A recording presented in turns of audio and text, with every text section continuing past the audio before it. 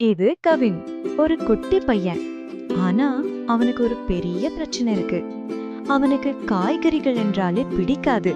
ம், தட்டில் இருந்த காய்கறிகளை எல்லாம் ஓரமா தள்ளிட்டு பீட்சா பர்கர் தான் அவன் ஃபேவரட்.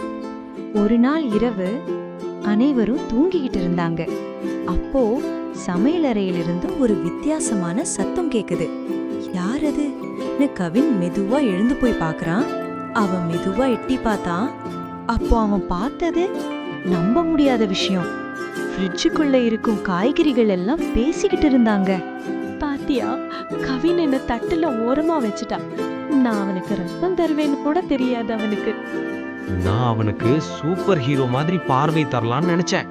ஆனா என்னவே வேண்டான்னு சொல்றான். இது ரொம்ப ஓவர் ஆயிடுச்சு. நாம எல்லாரும் சேர்ந்து அவனுக்கு ஒரு பாடம் கற்பிக்கணும். அந்த இரவே கவின் ஒரு பயங்கரமான கனவு காண்றான்.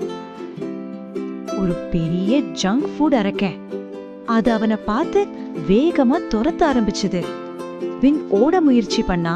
ஆனா அவனால ஓடவே முடியல. உடம்புல சக்தியே இல்ல. அவன் ரொம்ப பலவீனமா இருந்தான். இந்த நேரத்துல கேரட் ராஜா, தக்காளி, பீட்ரூட் எல்லாம் சேர்ந்து வந்தாங்க. அவங்க எல்லாரும் சேர்ந்து ஒரு சூப்பர் சக்தி உருவாக்குனாங்க. அந்த சக்தியால ஜங்க் ஃபுட் அரக்கனை ஓட விட்டாங்க. திடீர்னு முழிச்சான். அது ஒரு கனவுதான்.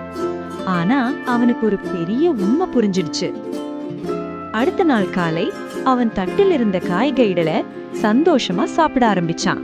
Yummy carrot, tomato. இனிமேல் கவின் ஸ்ட்ராங் பாய். இங்கவும் காய்கறி சாப்பிடுவீங்களா? காமெண்ட்ல சொல்லுங்க.